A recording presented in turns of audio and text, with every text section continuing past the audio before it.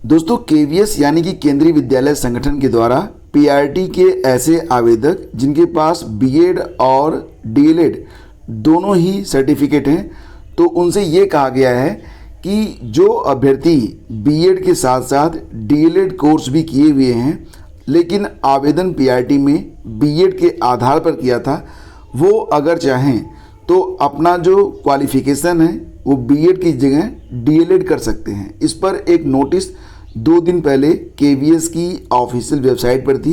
इसकी जानकारी मैंने तत्समय आप लोगों को दी थी। वर्तमान समय में अपडेट ये है कि सभी अभ्यर्थी जिन्होंने केवीएस में आवेदन किया हुआ था उनकी मोबाइल पर, कुछ लोगों की मोबाइल पर आया है, कुछ लोगों की मोबाइल पर अभी आने वाला है, एक नोटिस यहाँ पर भेजी जा रही है, एक एसएमएस भेजा जा रहा है जिसमें ये कहा जा रहा है कि ऐसे अभ्यर्थी जिनके पास बीएड और डीएलएड दोनों ही सर्टिफिकेट हैं, अगर वो बीएड की जगह डीएलएड करना चाहते हैं तो वो अपने एप्लीकेशन को मॉडिफाई कर सकते हैं, जिसके लिए लास्ट डेट 17 सितंबर रात 12 बजे तक है। तो दोस्तों ये जो सूचना है ये उन लोगों के लिए है जिनके पास बीएड और डीएलएड दोनों ही सर्टिफिकेट हैं। और क्योंकि आप जानते हैं कि सुप्रीम कोर्ट के द्वारा बीएड को प्राइमरी के लिए अयोग्य घोषित किया गया है, तो यहाँ पर केवीएस का प्रयास ये है कि ऐसे अभ्यर्थी जिन्होंने बीएड भी किया है और डीएलएड भी किया है लेकिन आवेदन बीएड के आधार पर किया था, अब क्योंकि उनके पास डीएलएड सर्टिफिकेट है तो केवीएस ये चाह रहा है कि वो बाहर ना हो अगर उन्होंने डीएलएड भी किया हुआ है। तो ऐसे अभ्यर्थी जो बीएड की जगह अपना क्वालिफिकेशन डीएलएड दिखाना चाहते हैं और डीएलएड का सर्टिफिकेट उनके पास है तो वो अपने एप्लीकेशन को मॉडिफाई कर सकते हैं, जिसके लिए लास्ट डेट 17 सितंबर है। तो in case you want to update modify your qualification please log in immediately on application portal and update modify your application latest by 17 सितंबर 2023। तो ये जानकारी जो है भेजी जा रही है सभी केवीएस के एस्पिरेंट जो पीआरटी के लिए हैं। ठीक है, आगे बढ़ते फ्रेंड्स, बात करेंगे बीपीएससी यानी कि बिहार में नई शिक्षक भर्ती के बारे में। तो यहाँ पर एक महत्वपूर्ण सूचना आ रही है कि यहाँ पर जो बिहार का शिक्षा विभाग है उसने राज्य के सभी जिलों से माध्यमिक और उच्च माध्यमिक कक्षा 9 से 12 तक के शिक्षकों के रिक्त पदों की सूचना मांगी है। माध्यमिक शिक्षा निदेशक कन्हैया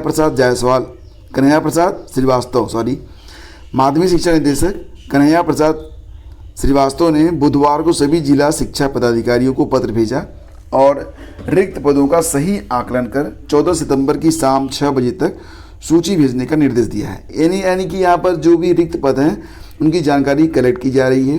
वर्तमान में जो 1,70,000 भर्ती हो रही है बिहार में, उसमें जो भी पद रिक्त बचने वाले हैं ये पद भी आगामी भर्ती में जोड़े जाएंगे।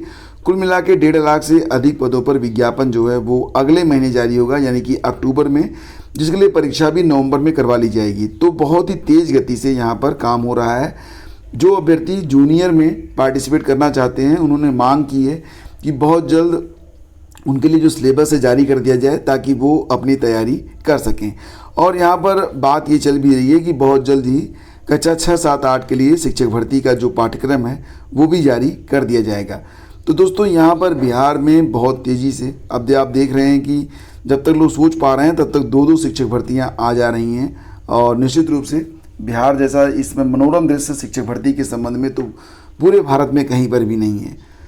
और फ्रेंड्स आगे बढ़ें तो यूपीपीएससी ने बढ़ाई 3 भर्तियों की आवेदन तिथियाँ। तो सहायक नगर नियोजक भर्ती के लिए आवेदन अब 21 सितंबर तक किए जा सकेंगे। यहाँ पर बेसिकली बात यह है कि बिना ओटीआर के जो अभ्यर्थी हैं वो आवेदन नहीं कर सकते हैं और ओटीआर के बाद लगभग 72 घंटे तक का समय लग जाता है उन्हें ओटीआर नंबर मिलने पर। तो जिसके लिए यहाँ पर जो 3 भर्तियाँ वर्तमान में गतिमान हैं उन पर जो है डेट्स बढ़ा दी गई हैं। अब यहाँ पर अगर देखें तो सहायक नगर नियोजक के लिए जो लास्ट डेट थी उसको बढ़ाकर अब 21 सितंबर कर दिया गया है। ये लास्ट डेट जो थी वो 14 सितंबर तक थी। इसके बाद स्टाफ नर्स पुरुष महिला के 2240 पदों पर ऑनलाइन आवेदन की जो तिथि थी उसे जो है उसको भी इंक्रीज किया गया है। ये 21 सितंबर थी, उसको बढ़ा के 29 सितंबर किया गया है। और साथ ही साथ स्टाफ नर्स आयुर्वेद में 300 पदों पर भर्ती के लिए ऑनलाइन आवेदन की प्रक्रिया जो कि लास्ट डेट 4 अक्टूबर थी उसको बढ़ाकर 11 अक्टूबर किया गया है।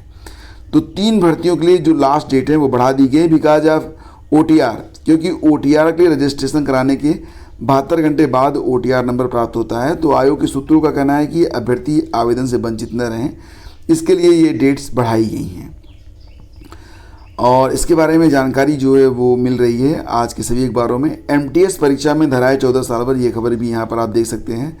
MTS की मल्टीटास्किंग स्टाफ MTS और हवलदार भर्ती परीक्षा 2023 का समापन हो गया है। अभ्यर्थियों की उपस्थिति 45.75% रही। यूपी और बिहार के 20 शहरों में 96 केंद्र बनाए गए थे, 14 साल भर पकड़े गए हैं। मतलब आप कुछ भी कर लें, ऐसे लोगों की जो संख्या है वो लगातार।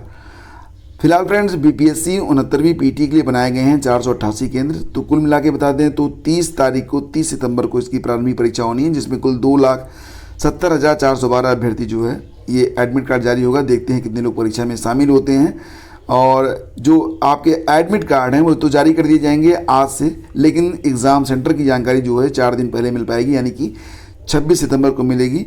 इधर राजधानी पटना में 35 केंद्रों पर BPSC की प्रारंभिक परीक्षा होगी। पटना में कुल 23,752 अभ्यर्थियों का केंद्र बनाया गया है। तो जितने भी अभ्यर्थी BPSC में शामिल हो रहे हैं सभी को शुभकामनाएं। आगे बढ़ते हैं और इलाहाबाद विश्वविद्यालय ने लोगों के इस्तेमाल पर चेतावनी दी है। इलाहाबाद विश्वविद्यालय ने, यहाँ पर मामला ये था कि गाज़ियाबाद के पते से संचालित इलाहाबाद विश्वविद्यालय एल्यूमिनाई एसोसिएशन यानी कि AUAA के पदाधिकारियों को विश्वविद्यालय प्रशासन ने नोटिस जारी करके चेतावनी दी है। कहा कि आप बिना अनुमति के विश्वविद्यालय का लोगो, एंथेम गीत और भी तमाम चीज़ें यूज कर रहे हैं, भवनों के चित्र वगैरह। तो अगर आप बाज नहीं आए तो आपके खिलाफ कानूनी कार्रवाई की जा सकती है। तो दोस्तों ये थी आज की न्यूज़ अपडेट। चलते चलते आपको बताना चाहेंगे कि पिछले 1 साल का जो करंट अफेयर है उसका रिवीजन आप बेहतर तरीके से कर पाएँ आने वाली सभी प्रतियोगी परीक्षाओं के लिए। इसके लिए एक बहुत ही बेहतर सीरीज हमने स्टार्ट करी है, जिसमें अक्टूबर 2022 से लेकर आपकी परीक्षा तक के सभी करंट अफेयर शामिल रहेंगे। प्रतिदिन 30 से 35 प्रश्नों की सीरीज मैं स्टार्ट किया हूं। इसके लिए एक अलग से प्लेलिस्ट बना दी गई है, लिंक वीडियो के डिस्क्रिप्शन में है और चैनल का नाम है IAS PCS मास्टर क्लास। तो उस पर करंट अफेयर की तैयारी आप प्रॉपर तरीके से कर सकते हैं, अपना रिवीजन भी आप कर सकते हैं। अगर आपको लिखित में करंट अफेयर चाहिए और आपके पास अपना नोट्स नहीं है तो आप हमारे नोट्स इस्तेमाल में ला सकते हैं, जो कि RO LT grade, assistant professor, PET BU यानी कोई भी प्रतियोगी परीक्षा हो उसमें ये नोट्स आपके लिए बहुत ही हेल्पफुल रहेंगे। मैं आप लोगों से ये कहना चाहूँगा कि आप ज़रूर से ज़रूर करंट अफेयर पढ़ें, क्योंकि जब आप लास्ट टाइम करंट अफेयर पढ़ना शुरू करते हैं तो उस समय स्थिति ये बन जाती है कि आप पढ़ तो लेते हैं लेकिन याद कुछ भी नहीं रहता है। तो प्रतिदिन मात्र आधे घंटे का टाइमिंग देकर करंट अफेयर की तैयारी करते रहें। करंट अफेयर को कैसे पढ़ना चाहिए, किस बुक से पढ़ना चाहिए और कैसे तैयारी करनी चाहिए ताकि करंट अफेयर में आप औरों से आगे रहें, इस पर एक गाइडेंस वीडियो मैंने आप लोगों के लिए कल बनाया था। लिंक मैं डाल दूंगा वीडियो के डिस्क्रिप्शन और पहले कमेंट में, उसको जरूर वॉच कीजिएगा। आपको पता चल जाएगा कि जो टॉपर होते हैं वो करंट अफेयर की तैयारी कैसे करते हैं।